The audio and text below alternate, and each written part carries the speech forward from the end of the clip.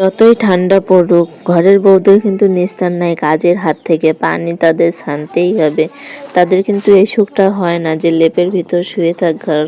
রান্না করতে হবে, থালা বাসন ধুতে হবে, কাপড় ধুতে হবে, বাচ্চা সামলাতে হবে। এরপরে আবার নাকি হাঁস মুরগিও পুষি, তাদেরকেও সামলানো লাগে একটা বাচ্চার মতো করে। এখানে এত ঠান্ডা লাগতেছিল। দুপুর ১টার সময় রাত্রে থালাবাটি ধুতে গিয়েছিলাম, কারণ আমাদের সব কাজ আমি কলপারে করা লাগে। বাথরুমে যে পানি সেটা প্রচুর পরিমাণে ঠান্ডা, সেই পানি তো হাতে ছোঁয়ানো যায় না।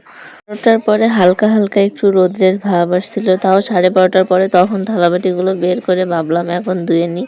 তাই চলে আসলাম কলপারে থালাবাটি ধোয়ার জন্য। তারপর রান্নাও করতে হবে। একটুও শান্তি নাই গাইস, কেউ যদি একটু রান্না করে খাওয়াইতো, কিন্তু কে খাওয়াবে রান্না করে?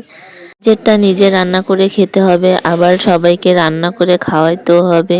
থালাবাটি ধুয়ে আমি আজকে এই ঠান্ডাতে সবাই বলছে খিচুড়ি খাবো, তাই খিচুড়ি রান্নার জন্য সব কিছু এখানে গুছিয়ে নিচ্ছিলাম। আমি এই চাল ডাল একসাথে মিক্সড করে নিচ্ছি। এপাশে ডিম ভুনা করবো বলে ডিম সিদ্ধ দিয়েছি। আমরা 4 জন মানুষ, তাই 4টা ডিম সিদ্ধ করে নিচ্ছি। এখানে আমার কিন্তু সব রকমের সব কিছুই গোছানো হয়ে গেছে। এবার আমি ডিমটাকে ভুনা করে নেবো। এই যে আমার ডিমটা কিন্তু ভুনা করা শেষ।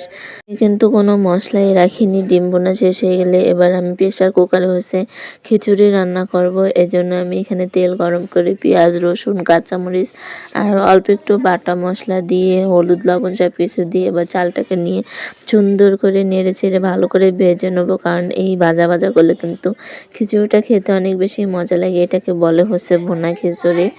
আমার কষানো কমপ্লিট। এবার মেপে মেপে আমি পানি দিয়ে দিলাম। খিচুড়ি রান্নাও হয়ে গেল। কত সুন্দর 1 মিনিটের মধ্যে রান্না হয়ে যায়, তাই না? এবার আমি সবাইকে খেতেও দিয়ে দিয়েছি।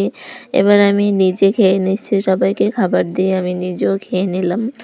খিচুড়িটা খেতে কিন্তু অনেক মজা হয়েছিল। আর তোমাদের এই ঠান্ডাতে কেমন অবস্থা যাচ্ছে, কি খবর সবার, অবশ্যই কমেন্ট বক্সে জানিয়ে যাবে। ভিডিওটা এই পর্যন্ত শেষ করছি। আল্লাহ হাফেজ।